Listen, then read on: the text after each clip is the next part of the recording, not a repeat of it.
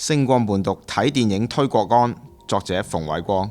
新春假期睇電影係一個好好嘅放鬆節目。2月28號係馬年嘅初12，據網上報道，張藝謀執導嘅賀歲片《驚蟄無聲》將會喺香港上映。筆者呼籲香港一眾負責國安嘅官員帶隊去睇，亦都呼籲教育界帶學生去睇，用電影嚟推廣國安意識，遠比灌輸式教育嚟得有效。張藝謀呢一套電影一改佢以往嘅拍攝同埋敘事風格，講述我國嘅國安點樣應對敏感軍工新材料嘅洩密。為咗唔好劇透，筆者喺呢度唔使講，但有幾點可以講一下嘅。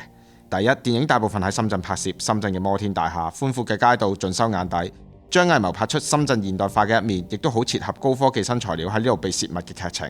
第二，張藝謀喺訪問入面就話啦，佢透過猜想自行設計出一套間諜們如何傳遞即用即棄手機。根據張藝謀喺訪問入面話，國安同志唔方便直接話俾佢聽真正嘅間諜係點樣傳遞嘅，但對於張藝謀嘅猜想講咗兩個字：可以。呢一種傳遞手法喺國產諜戰片入邊比較新鮮。第三，真正嘅諜戰交鋒好多時係你中有我，我中有你，諜影重重，敵我難辨。呢一套電影橋段亦都貫徹咗呢一個主線，令到觀眾睇到反轉再反轉。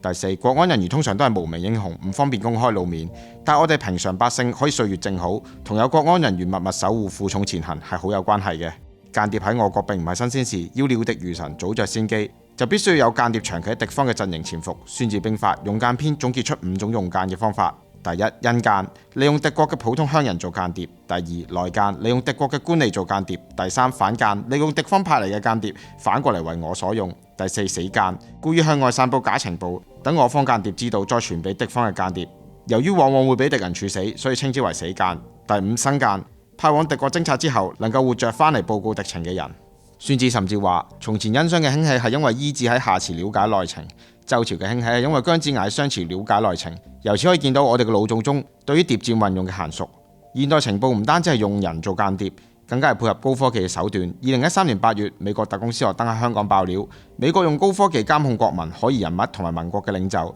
甚至監聽當時德國總理默克爾嘅手機。主斯諾登點解要由夏威夷飛到香港爆料？呢個或者同香港係間諜指導有關。喺我國面對大國博弈嘅今日，高科技手段加長期潛伏更加係常用嘅手段。驚蟄無聲就係借用新春伊始驚蟄嘅到嚟，昆蟲復起嚟比喻潛伏嘅間諜開始現身。香港係國際城市，必須保持對外嘅暢順交流，但我哋都唔好以為歲月正好係必然嘅。無聲嘅間諜可能喺我哋唔察覺嘅時候激烈交鋒。《華爾街日報》就喺2022年嘅時候詳細披露咗孟晚舟係點樣喺2018年12月由香港飛去加拿大嘅時候被擒嘅。